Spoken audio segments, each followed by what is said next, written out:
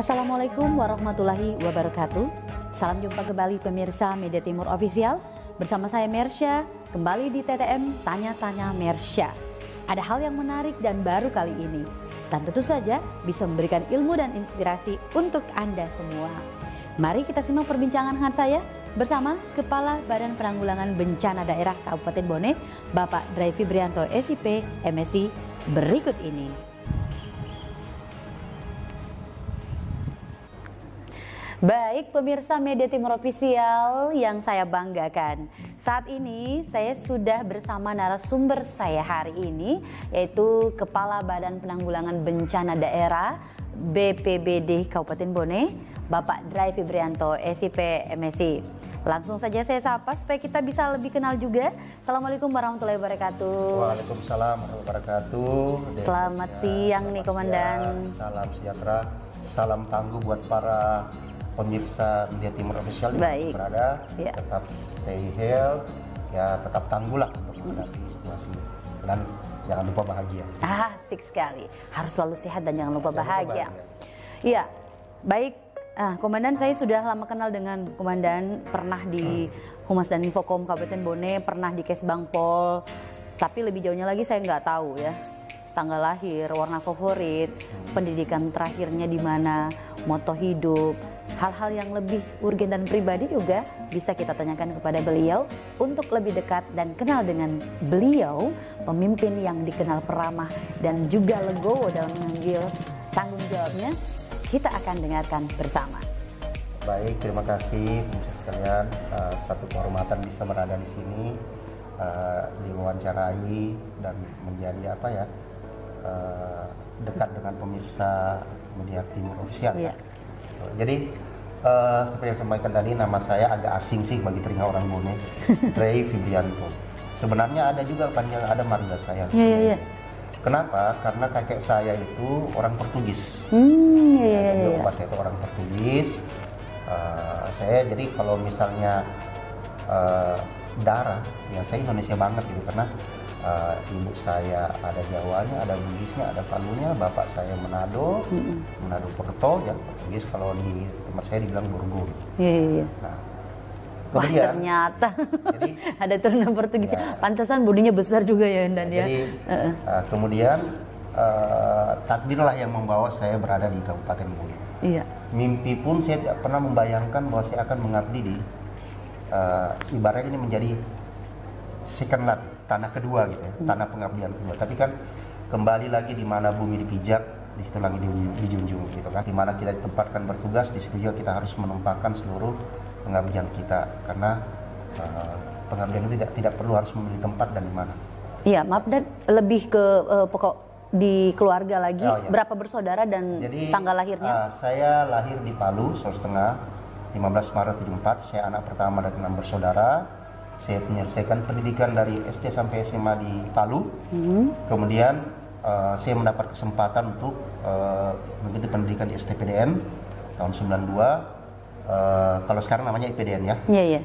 Kemudian setelah itu saya mendapatkan kesempatan tugas belajar dari Pemda Bone untuk menyelesaikan program Strata 1 jurusan Politik Pemerintahan di Universitas Hasanuddin.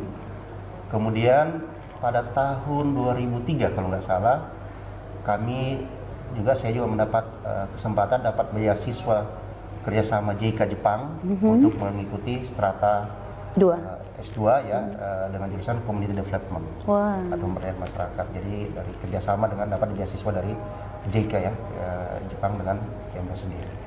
Nah itu yang dari sekilas dari perjalanan pendidikan. Kemudian warna favoritnya? Kalau warna favorit, sebenarnya saya pencinta warna gelap. Warna gelap? Ya, warna hitam gitu ya. Tapi ya lebih suka sih sebenarnya warna hitam. Tapi bukan berarti saya anti yang warna cerah ya, atau alergi atau tidak terlalu suka. Ada warna yang mungkin lebih cerah yang disukai ketika dilihat mungkin, Dan? Kalau warna yang lebih cerah, jadi gini, saya lebih suka warna yang nggak neko-neko, jadi natural, jadi hitam, putih gitu ya. Navy, bukan navy, hijau army. Hijau gitu army ya. Gitu. Jadi saya lebih suka gelap. Kenapa gini? Karena dari setiap, kalau sesuatu yang gelap maka noda kecil pun akan kelihatan, ya kan?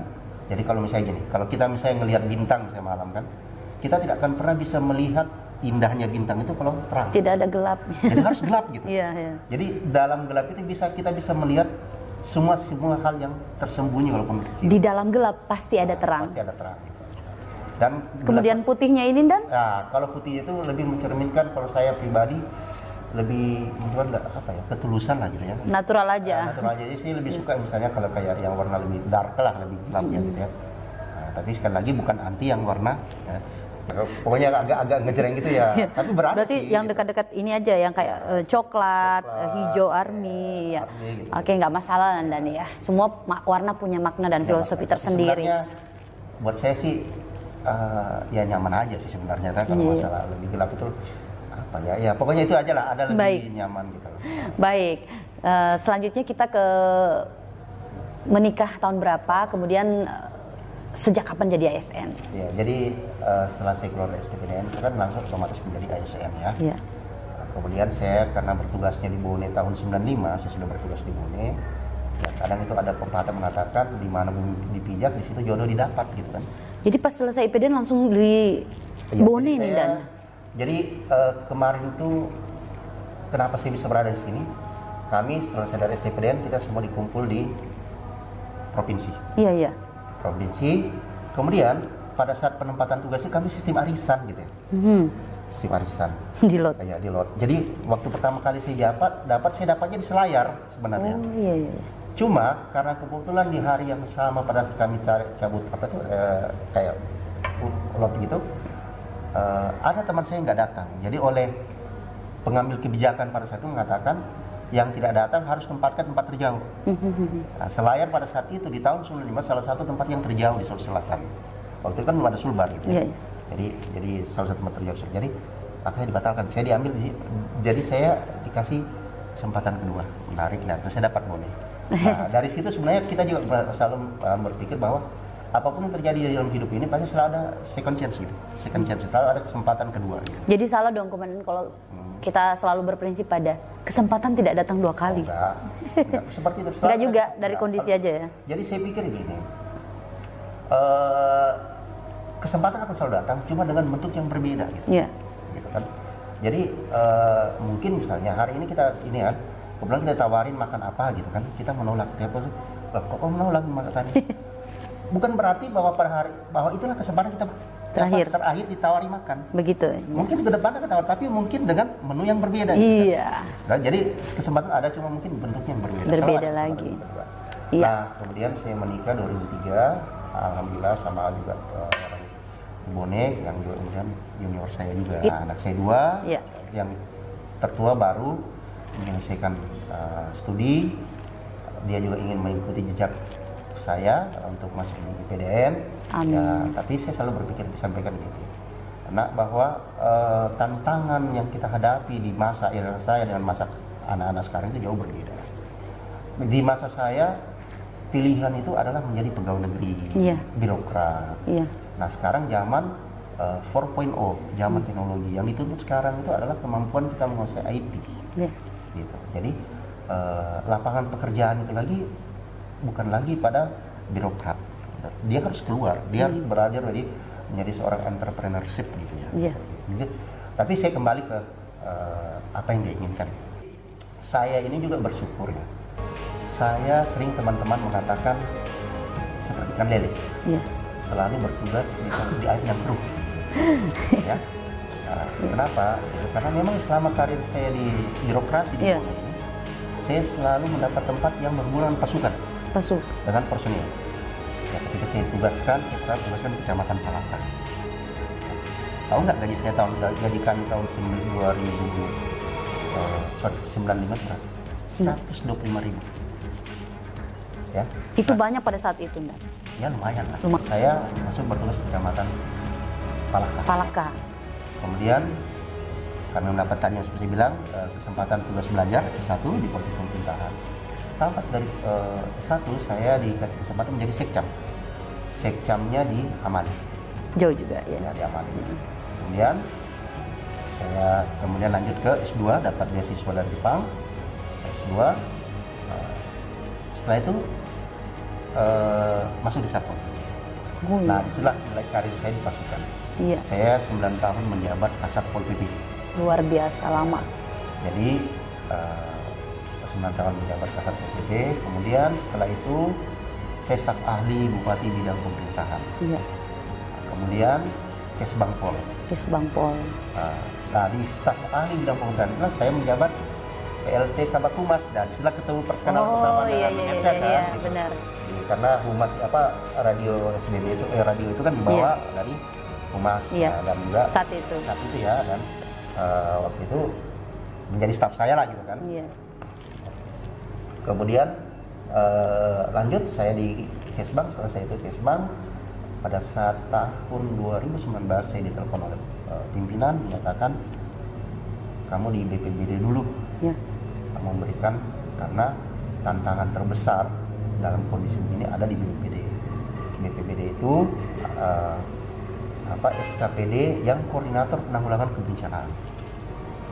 Jadi Ini tanggung jawabnya besar di sini. besar sekali. Dan di BPBD itulah saya merasakan bahwa ada satu tempat memang kita kalian nggak boleh sakit. Kami dilarang sakit. Iya. Kenapa dilarang sakit? Karena nggak mungkin tiba-tiba saya dalam keadaan begini, terus tiba-tiba banjir. Ada banjir nih. Sakit. Terus saya akan bilang, mohon maaf saya sakit kepala, nggak bisa. Kan nggak mungkin gitu. Atau ada yang bilang komandannya lagi sakit. Nggak mungkin. Jadi Iya. di BPBD inilah saya dapat suatu tantangan ya, bahwa kita nggak boleh sakit, kita harus kuat.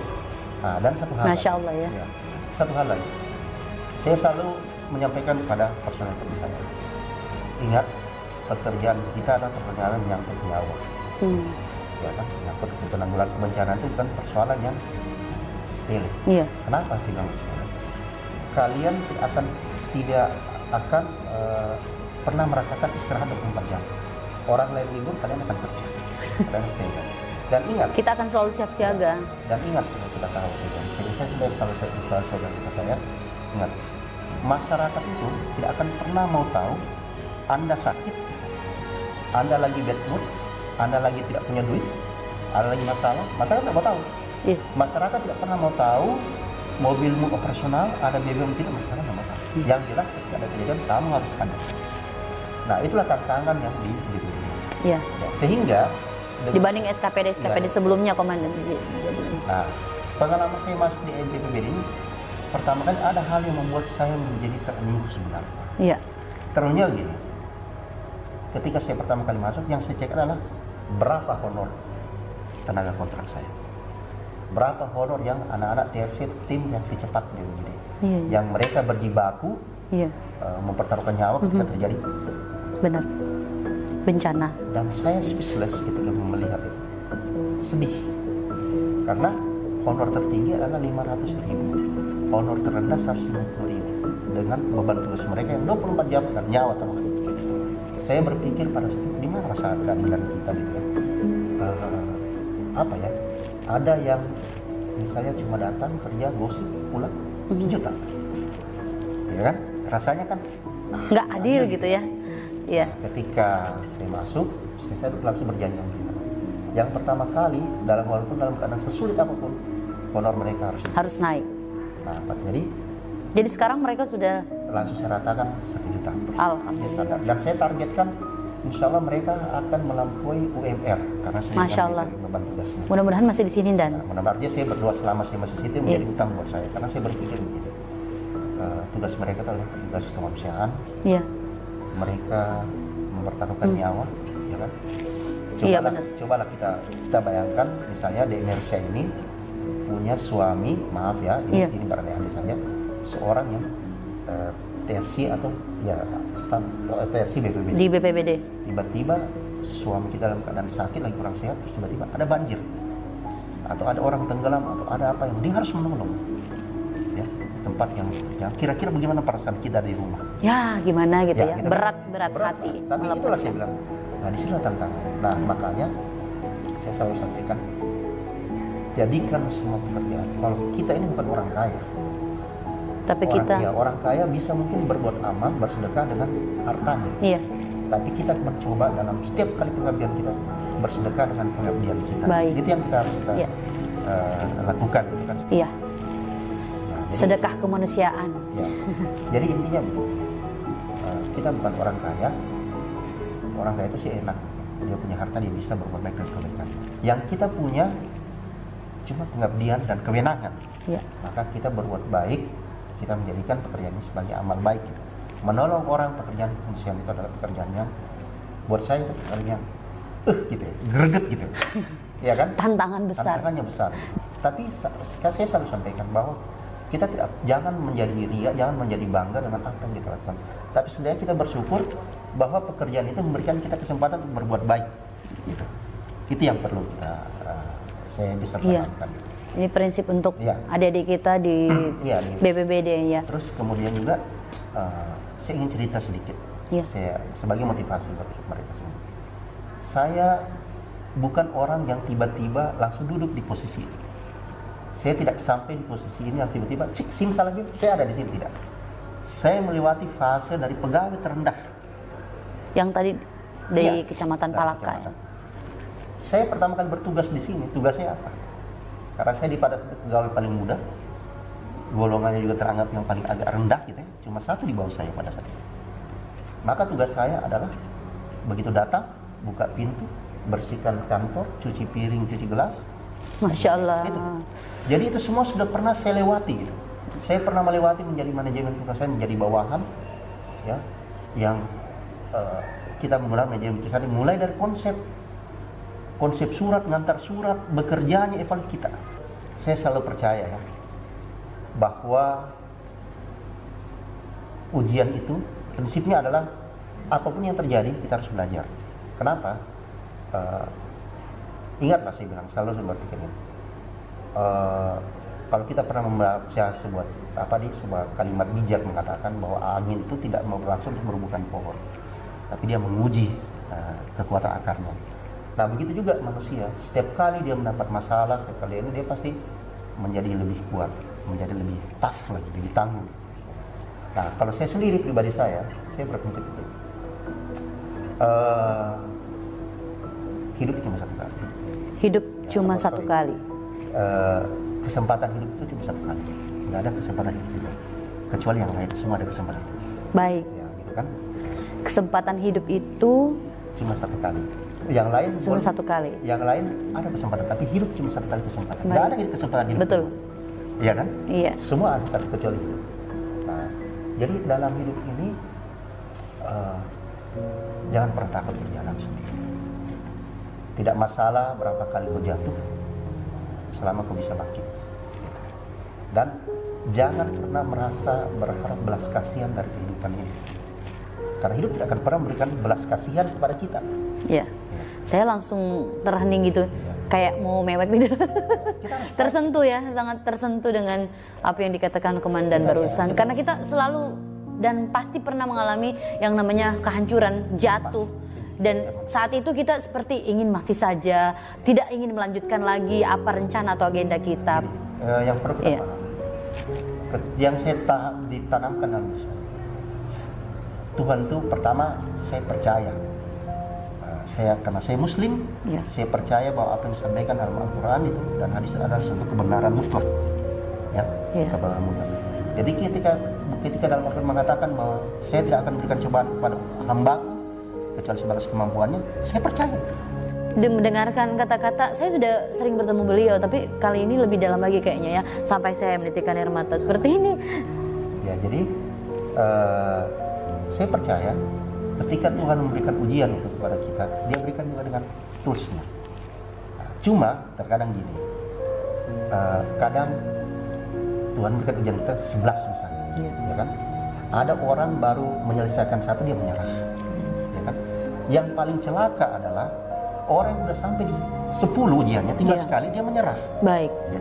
Cuma yang jadi persoalan kita tidak pernah tahu berapa paket ujian kita berikan, kan? Apakah 10, 11, 12, 20? Tapi intinya setiap kita melewati satu paket ujian, kita menjadi lebih kuat, lebih bijak. Dan satu hal yang paling penting sekarang, kalau menurut saya, sekolah kita boleh tinggi. Kita melihat dalam pengalaman kehidupan kita, banyak orang yang pendidikannya tinggi, sekolahnya tinggi, tapi cara dia menghadapi hidup berbeda.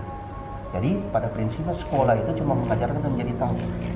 Nah, ujian-ujian tadi itu yang membuat kita mengajarkan kita tentang hidup, menjadi wise gitu, menjadi lebih kuat.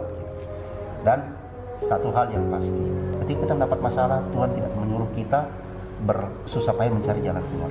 Tuhan cuma suruh buat sabar dengan sholat. Karena tadi ujian itu satu paket dengan kuncinya gitu. Kita cuma perlu. Berarti ini bisa ini moto hidup nih komandan. Ya, ini cuma jadi salah satunya sabar dan sholat. Sabar dan terus kemudian yang paling penting adalah syukur ya teman. Iya. Syukur ya. Saya juga bukan berarti bahwa kita manusia yang terbaik, tidak. Kita juga manusia yang tidak sempurna, banyak salah, banyak kelelayan, bahkan mungkin seorang pendosa buat kita. Kalau saya sadari sih. Tapi setidaknya buat saya pribadi bahwa apapun yang terjadi kepada saya tidak akan pernah protes kepada Tuhan.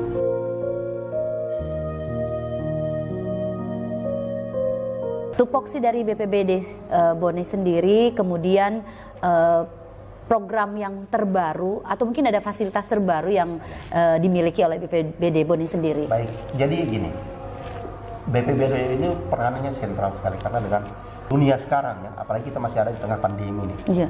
Ya, ancaman kebencanaan di mana-mana. Karena kenapa? Karena ada efek rumah kaca, pemanasan bumi, perubahan iklim itu membuat keadaan bumi ini rawan bencana. Nah, hampir kita kalau kita melihat 2 tahun 3 tahun ke belakang itu tiap bulan kita melihat ada bencana di mana-mana. Baik banjir, tanah longsor, gempa bumi sampai yang dari yang tidak ada korban jiwa sampai ribuan korban jiwa. Itu terjadi dalam siklus 3 tahun ke belakang. Iya. Nah, peranan BPBD dalam hal ini adalah menyiapkan sarana penanggulangan kebencanaan. Karena gini, persoalan bencana adalah persoalan yang kita tidak bisa tebak dia kapan terjadi. Iya. Kita cuma bisa memprediksi dengan membaca tanda-tanda alam, misalnya contoh. Misalnya kayak sekarang kita melihat bahwa mulai curah hujan cukup tinggi, berarti akan ada potensi banjir. Iya. Bone ini adalah daerah yang paling luas Sulawesi Selatan dan dia memiliki banyak karakter kebencanaan. Sebut yang pertama adalah banjir dan tanah longsor. Banjir itu kita di daerah utara dan daerah selatan punya 2 karakter berbeda.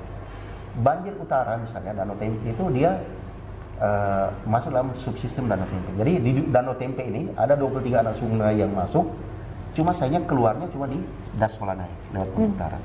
Jadi kalau misalnya walaupun boleh hujan tapi di sana ini maka tidak akan meluap. Apalagi elevasi atau kemiringannya itu Das Walanai dengan permukaan laut itu kurang dari 3 derajat. Jadi airnya lambat gitu. Nah, jadi kalau dia meluap dia akan menyebar. Beda dengan karakter banjir Bone Selatan. Iya. Karena dia hulu sungai, banjirnya banjir bandang. Gitu. Yang gitu. Potensi tanah longsor, kita daerah pegunungan. Nah, kemudian kekeringan. Nah, ini juga jadi persoalan. 90% mata pencarian kita di Bone adalah pertanian. Apa yang paling dibutuhkan oleh petani? Bukan benih, bukan pupuk, tapi air. Mau apa petani? Nah, sementara setahun mata air kita semakin mengecil defisit. Ini adalah ancaman bukan buat kita, tapi anak cucu kita ke depan. Sekarang tidak terasa, tapi sekian tahun ke depan akan kita rasakan. Terus kemudian bencana kekeringan, anomali cuaca, air pasang rop di ada juga. Ya, di Teluk Bone. Ombak gelombang tinggi. Nah, ada juga ancaman tersembunyi di Kabupaten Bone. Di Bone ini kita dilewati oleh 2 patahan aktif, sesar aktif, yaitu sesar Palukoro dan sesar Walanai. Itu yang benar-benar. Oleh sebab itu, alhamdulillah kami juga mendapat tambahan 1 unit nantinya alat pemantau gempa. Warning saver system. Ya. Jadi contohnya seperti ini ya, warning saver system untuk Jadi BMKG. ini alat deteksi dini gempa bumi. Ya, ancaman gempa bumi. Jadi dengan adanya alat early warning ini kita bisa melakukan langkah-langkah untuk menghindari minimal korban. Oh iya. Korban yang disebabkan.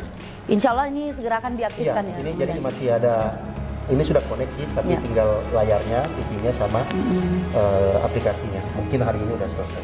Fasilitas lainnya ada di bagian belakang. Jadi di sebelah sini ada gudang ya, cuma itu jadi kita akan ada tempat standby di emergency center. Ini ada alat kuantum gempa dan gempa bumi itu sampai hari ini tidak bisa prediksi dia kapan terjadi. Gitu. itu tidak ada di sini. Nah, tugas kami di sini adalah menyiapkan, karena dalam amanat undang-undang yang bertanggung jawab dalam pengelolaan penanggulangan bencana adalah milik di kabupaten. Nah, sehingga kita harus menyiapkan bagaimana metode mitigasi, bagaimana ketika prosedurnya ketika terjadi bencana. Jadi selalu ada pelatihan khusus untuk anggota. Selalu ada pelatihan khusus.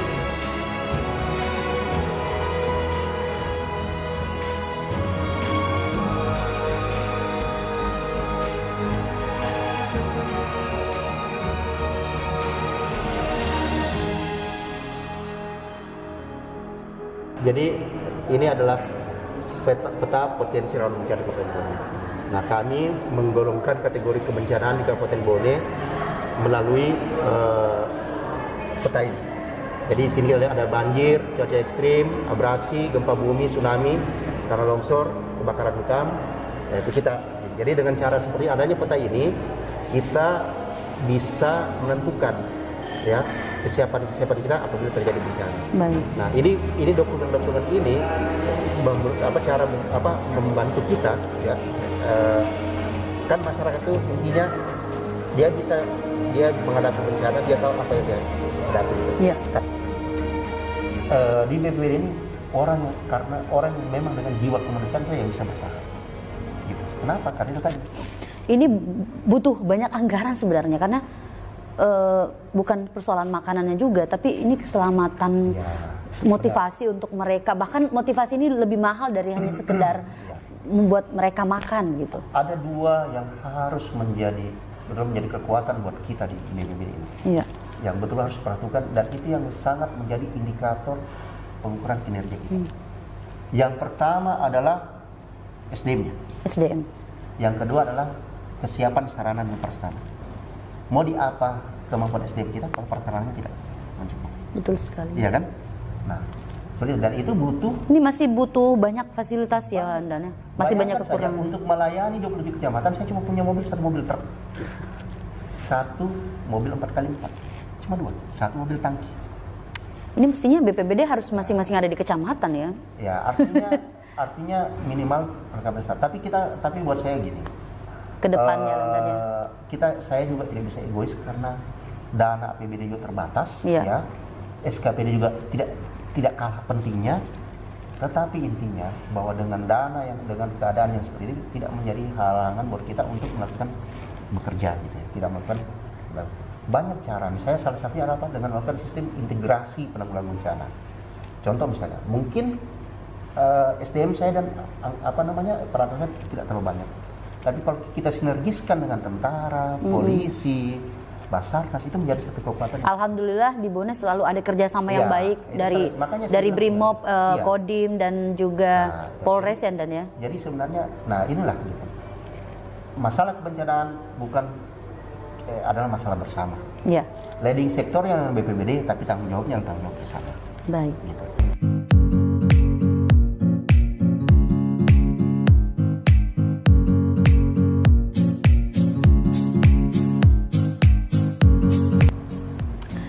Baik, demikian perbincangan hangat saya di program TTM Tanya-Tanya Mersya kali ini di edisi 29 Juni 2021. Telah kita dengarkan bersama profil beliau, kemudian hal-hal yang terkait dengan BPBD Kabupaten Bone. Semoga semua menjadi sebuah pelajaran berharga untuk kita. Dan Komandan, terima kasih banyak atas waktunya hari ini. Sama juga buat para pemirsa Media Timur Official. Iya. Para penada, tetap stay lah di situ. Ya, karena banyak informasi menarik ya ke depannya. Alhamdulillah, terima kasih dan juga mohon maaf atas segala kekurangan. Tetap selalu berpikir positif, jaga kesehatan Anda, dan salam tangguh.